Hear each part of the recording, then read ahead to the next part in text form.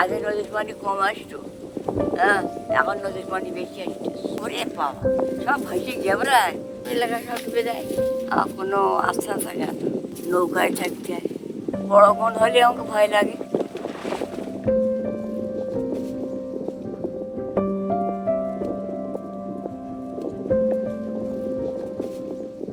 সবসময় মনটা বলে কি জানি হচ্ছে কখন ভেঙে যাবে রে, হ্যাঁ রে, কোন দিকে যাইতে হবে।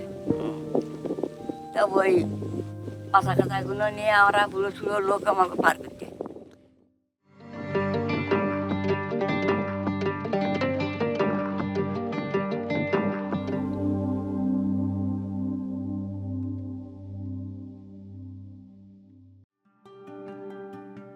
দ্বীপগ্রাম গোলাখালী, পূর্ব পাশে সুন্দরবন, পশ্চিমে কালিঞ্চি ও মাদার নদী, উত্তরে ধজিখালী নদী। বেড়িবাঁধ নেই, নেই সাইক্লোন সেন্টার। ঘূর্ণিঝড় জলোচ্ছ্বাসে অরক্ষিত উপকূলের বাসিন্দারা জানালেন গোলাখালীর প্রবীণতম এই বাসিন্দা। আগেকার এই এলাকাটা হাঁটি হইলেও কোনো একটা কেন্দ্র নেই, কোনো একটা সেই আস্থাটায় দৌড়ে গিয়ে উঠবো আমরা, এমন আস্থাটা আমাকে এখানে নেই। আর কোনো যাওয়ার কোনো জায়গা নেই। 28 মে 2024 সাইক্লোন রেমাল আঘাত হানে বাংলাদেশ উপকূলে। 25 মে 2009 অতি প্রবল ঘূর্ণিঝড় আইলা আঘাত হানে সাতক্ষীরা উপকূলে। আইলা হয়েছিল, আইলা আব্বুদের ঘর ভেঙে গেছিল, অনেক মানুষ তো মারাও গেছিল। পাতাখালীর জ্যোৎস্না জানাচ্ছিলেন জীবদ্দশায় 5 বার বাস্তুচ্যুত হবার কথা। ভাঙতেছে তো বহুতবার, বড় সবচেয়ে আইলাটা হয়েছে, তারপরে বুলবুলি, তারপরে আমথান না কি যেন একটা হইলো। আইলার সময় যে রাস্তা ভেঙে দিল, পানি টানি উঠে সব বাড়ির মধ্যে সব ডুবে চুবে গেল। একটা আশ্রয় কেন্দ্র আছে, সবাই সারা জায়গায় ভাগযোগ করে গেলেও মনে করেন আপনার জায়গা তুলে ধরে না। Cyclone Amphan, the first super cyclonic storm in the Bay of Bengal for 20 years, has made landfall in Bangladesh. 21 মে 2020 অতিপ্রবল ঘূর্ণিঝড় আমফান আঘাত হানে বাংলাদেশ উপকূলে। বারবার দুর্যোগে ক্ষতবিক্ষত হলেও বরাবরই রাষ্ট্রীয় সুরক্ষা বলয়ের বাইরে, বললেন নীলডুমুর গ্রামের মহিমা। সময় যে বড় ঝড়টা হয় সে সময় আমারই ঘর দেয়াল পড়ে যায়, ঘর নিয়ে খুব কষ্ট করতে হয়, কেননা আমাদের তো আর জায়গা নেই যে যাবো সেখানে যেয়ে ঘর দূর বানবো। এখানে সরকারি কোনো লোক এসে আমাদের কোনো সাহায্য করে না কোনো সময়। স্বামীরা অসুস্থ, ওষুধ পানিও ঠিক মতন করতে পারি না, মানে নিজে অনেক একটা সমস্যার ভিতরেই থাকি। It has been 6 days now since the cyclone devastated Bangladesh. 15 November 2007 super cyclone storm Sidr বঙ্গোপসাগর উপকূলে আঘাত হানে। তুফানে যারা যারা গাছ ধরে ছিল তারা বেঁচে গেছিল, আর যারা নৌকায় ছিল তারা নৌকা ভোট করে নৌকার তলায় মরে গেছিল। আমাদের এইখানে হাতম জমাদ্দারের মেয়ে তিনজন পেটে বাচ্চা আর ছোট একটা বাচ্চা, এরকম 5-6 বছরের বাচ্চা মরে গেছে, 3 মাপে একসাথে মরে গেছে। এই কবির বুন্ডা আছে 8 দিন পরে পাইছে, এই এক রাস্তার কানায় চোখ টোক সব পোকায় খাই ফেলে গেছে। রাস্তার কানায় ছোট ছোট বাচ্চারা বসেছিল, আমার ঘরের এক কোনা দিয়ে পানি ভাঙিয়ে মায় চলে গেছিল। 2007 সাল থেকে 2024 সাল পর্যন্ত সময়ে 2টি সুপার সাইক্লোন, একটি অতিপ্রবল ঘূর্ণিঝড় সহ মোট 12টি ঘূর্ণিঝড়ে আক্রান্ত হয় বাংলাদেশ। সমুদ্র পৃষ্ঠের উচ্চতা আর মাত্র 1 মিটার বাড়লে বাংলাদেশের দক্ষিণ উপকূলের 13% ভূমি পানির নিচে তলিয়ে যাবে। Inter governmental panel on climate চেঞ্জের সাম্প্রতিক প্রতিবেদন এমন তথ্যই বলছে। অন্যদিকে জলবায়ু পরিবর্তনের বিরূপ প্রভাবের কারণে সমুদ্র পৃষ্ঠের উচ্চতা বৃদ্ধি, পানির অভাব ও কৃষি জমিতে বিরূপ প্রভাবের কারণে 2050 সাল নাগাদ বাংলাদেশের 1,30,00,000 মানুষ বাস্তুচ্যুত হবেন, এমন সতর্কবার্তা দিচ্ছে বিশ্বব্যাংক।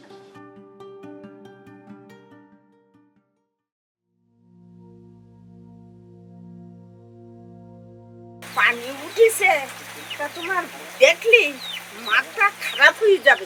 মানুষ মরিল, আপনার ভেঙে গেছে, পানি আসতেছে দেখতে দেখতে মানে আমরা বুক সমান করি মেঘ করলি না সবার ভয়। যেই সময় মেঘ করে ঝড় ওঠে সুন্দরবনের পাশে, সেই সময় সবার মনের ভিতরে ভয় আসে যে কার বিল্ডিং এ যাই উঠবো, কার ঘরে যাই উঠবো। Acute stress disorder, post traumatic stress disorder, anxiety disorder, depression আসতে পারে। তারা খুবই ভীত সন্ত্রস্ত হয়ে পড়ে। অনেকের মধ্যে আত্মহত্যা প্রবণতা দেখা দিতে, গর্ভবতী মায়েরা এবং শিশুদের মধ্যে এটা বেশি দেখা দেয়। গর্ভবতী মায়েদের মধ্যে যেটা হয়, তাদের মধ্যে মিসক্যারিয়েজ হওয়ার সম্ভাবনা থাকে। ডিপ্রেশন থাকার কারণে তাদের পেটের বাচ্চাদের মধ্যেও তার প্রভাব পড়তে পারে। বাংলাদেশের দুর্যোগপ্রবণ উপকূলীয় এলাকায় জলবায়ু পরিবর্তনের প্রভাবে 33% প্রাপ্তবয়স্ক ও 21% শিশু মানসিক রোগে আক্রান্ত হচ্ছে। আইসিডিডিআরবির গবেষণায় উঠে এসেছে এমন তথ্য। 2000 সাল থেকে 25 বছরে জলবায়ু পরিবর্তনের সাথে সম্পর্কিত দুর্যোগ বেড়েছে অন্তত 46%।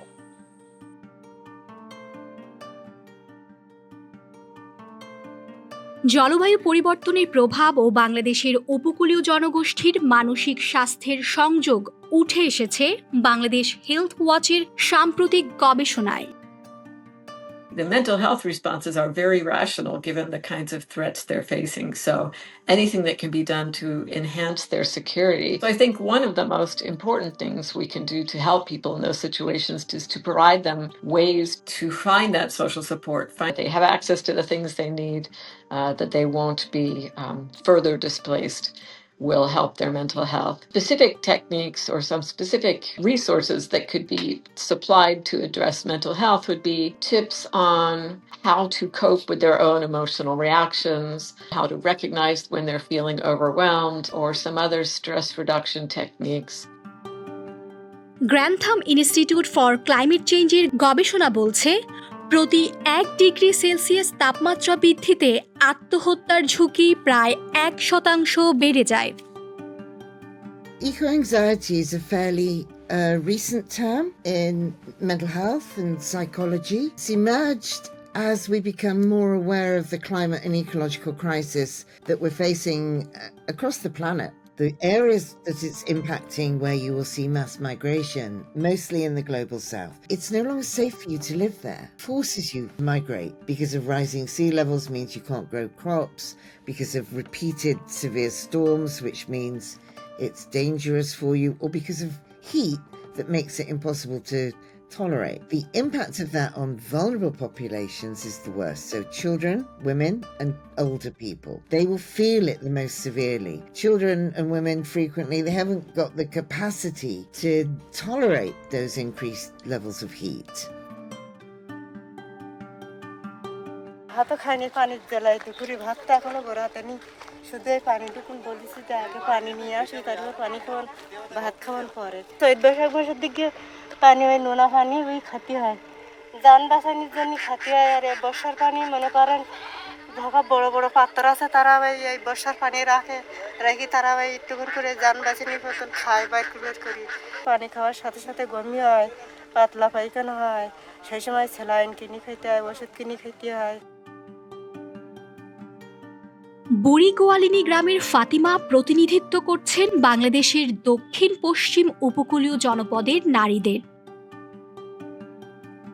গোলাখালী, গাবুরা, লেবুবুনি, পাতাখালী, পদ্মপুকুর, নীলডুমুর, কৈখালী, মথুরাপুর, দক্ষিণ কদমতলী সহ বিস্তৃত অঞ্চল জুড়ে লোনাপানির সঙ্গে অসম যুদ্ধে এপারের বাসিন্দারা।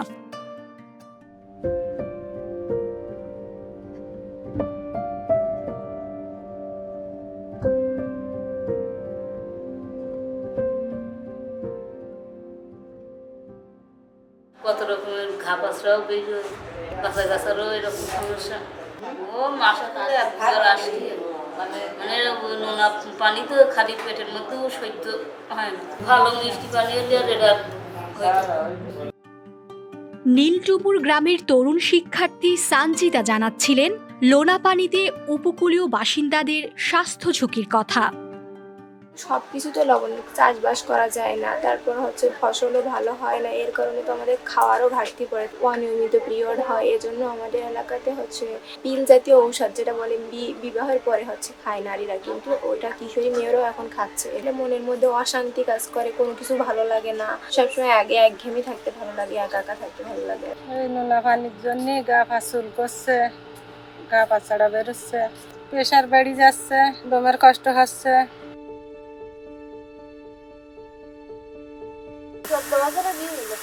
আর আম্মু বিয়ে দিচ্ছেন, তা আব্বু তো মানে লেখাপড়া জান না, তো এই দেশের মানুষ, আর আব্বু দিল ডাক্তারি হতে গিয়েছিল, মানুষের সেবা করতে, একটু নার্স যদি হতে পারতাম তাও এরকম একটা ছিল। জাতিসংঘ শিশু তহবিল ইউনিসেফের গবেষণা বলছে, জলবায়ু পরিবর্তনজনিত কারণে তীব্র তাপ প্রবাহ, বন্যা ও ঘূর্ণিঝড়ে 2024 সালে বাংলাদেশের 35 মিলিয়ন শিশুর শিক্ষা জীবন ব্যাহত হয়েছে। জলোচ্ছ্বাসটা 1-2 দিন থাকে, 15 দিন, 20 দিন, 25 দিন যেমন আইলা হয়েছিল 2007-এ, ওখানে প্রায় আমাদের এখানে জলোচ্ছ্বাস ছিল প্রায় 1.5 মাসের মতো। অনেকে পরিবার পরিজন হারায়, বইটইগুলো ভেসে চলে যায়, সে সময় তারা এসে অনেকে করে যে স্যার আমার বই নেই, আইলায় বা জলোচ্ছ্বাসে ভেসে গেছে, আমাদের বই নেই, আমি কি করবো। ইন্টারন্যাশনাল রেস্কিউ কমিটি 2023-এর গবেষণা বলছে, জলবায়ু পরিবর্তনের কারণে অব্যাহত প্রাকৃতিক দুর্যোগ এবং তারই প্রভাবে বাংলাদেশে উপকূলীয় এলাকায় বাল্যবিবাহ বেড়েছে 39%। Creating strong communities, it will be easier. For example, some local authorities, local government, it can start from them, reaching out to specific personalities who are very dedicated in local government, and you empower them, and then you create with them, you can start some change in locally. It can be in small villages. আগে দাও head গলি ওই বাদর অভাব নেই, ইকিনে দাও বাদর অভাব হেড গলিও নয়, ইয়ে ফুক যুগ পরন ফানি বাড়ে ডুবই হেড গুলি বাড়ি ডুবে নে যায়, আমি তো হেড করছি নি বেগ ডুবে নে যাই, উল দিও হেড করছে বেগ ডুবে নে যাই।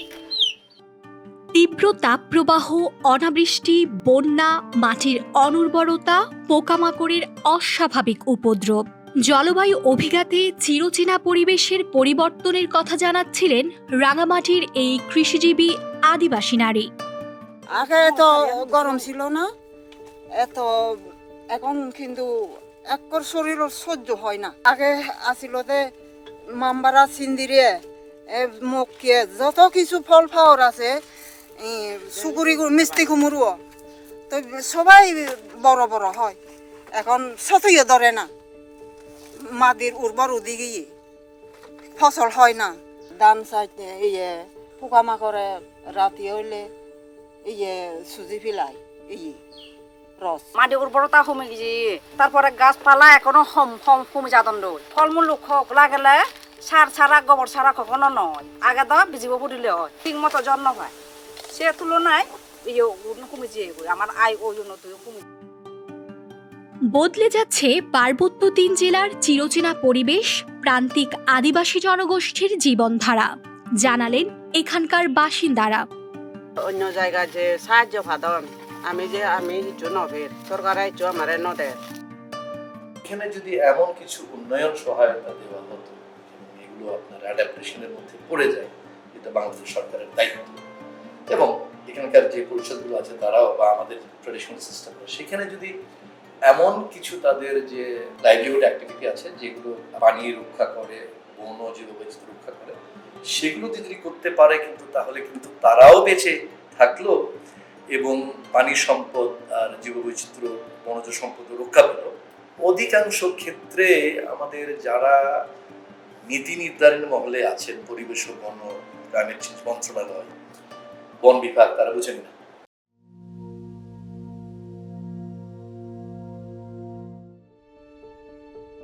বৈশ্বিক জলবায়ু ঝুঁকি সূচকে ঝুঁকিপূর্ণ দেশের তালিকায় 7ম স্থানে Bangladesh. Bangladesh had an enormous cyclone in the 1970s, which accordingly killed 500,000 people. It may count as the largest natural catastrophe anywhere in modern times. No way outside Bangladesh where people can go. It's not like India or any other nation who want to take a huge number of refugees from Bangladesh. So everything should be focused. At the end of the day, Bangladesh must prepare for shouldering most of the burden itself, even if that's completely unfair, because Bangladesh has not contributed at all to the global climate crisis. ৭৬ বছরের record ভেঙে 2024-এর এপ্রিলে টানা 23 দিন তাপপ্রবাহ দেখা দেয়। বাংলাদেশের ৭৫% এলাকাতেই তাপপ্রবাহ একযোগে অব্যাহত থাকে। ওই একই মাসের 30 তারিখ 50 বছরের রেকর্ড ভেঙে যশোরে দ্বিতীয় সর্বোচ্চ তাপমাত্রা 43.8 ডিগ্রি সেলসিয়াস রেকর্ড হয়। ওয়েস্টার্ন সাইডটা এমনি তাপপ্রবণ এলাকা আসলে, অর্থাৎ খুলনা, রাজশাহী। তবে যে বিষয়টা হচ্ছে এই ইয়েটা কিন্তু পরিবর্তন হচ্ছে, এটা কিন্তু সারা দেশে অনেকটা বিস্তৃতি লাভ করছে। আমরা যেটা দেখতাম আগে যে বর্ষাকালটা জুন থেকে শুরু হয়েছে, কিন্তু সাম্প্রতিক বছর বিগত কিছু বছরগুলো থেকে দেখা যাচ্ছে যে এই শিফটটা, বর্ষা যে বৃষ্টি, এটা কিন্তু আমরা কাঙ্ক্ষিতভাবে পাচ্ছি না। জলবায়ু পরিবর্তনের যে ইয়েটা, ঋতু বৈচিত্র্য বা যে একটা শিফট, এটা পরিলক্ষিত হচ্ছে।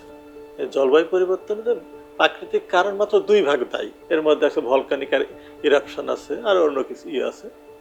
আর 98 ভাগ দায়ী হচ্ছে মনুষ্য কর্মকাণ্ড, বনভূমি উজাড়, কৃষি জমি উজাড়, জলাভূমি ভরাট।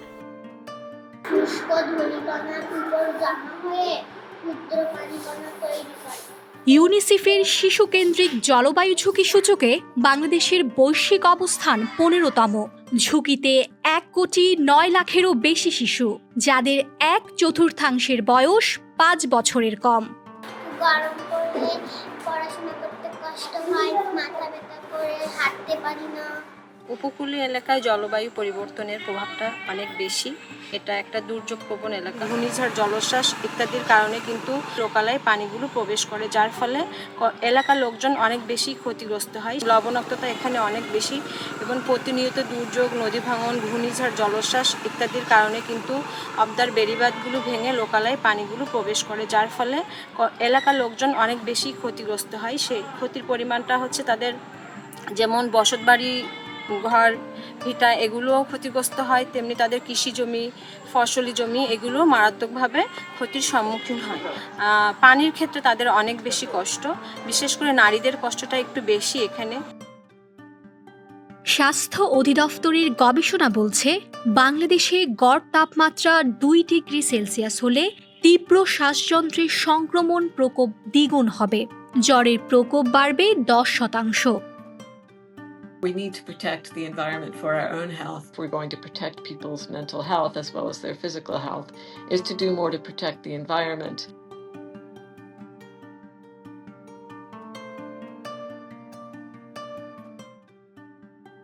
আমার মাটির বাড়ি বেড ফানি বালি আমার থলা থলায়, যেহেতু ফানি হাই হুড়ে আমার থলা থলায় মাদিনী পুরো বেগ কান বিজা হয়, যে কারণে আমার এর সমস্যা হয় যে গোড়ান ভাঙি ফুরিব নাই।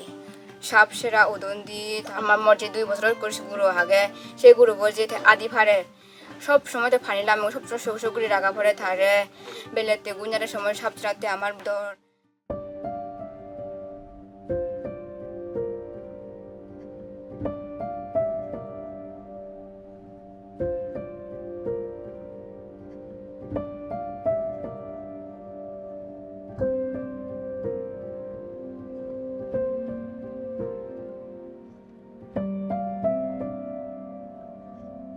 ভোটের সময় এসে খুব খেয়াল করবেন, পাগল বাবা মা সব করবেন, বোন ভোট হয়ে যাবে তারই বাদ তুমি কেরা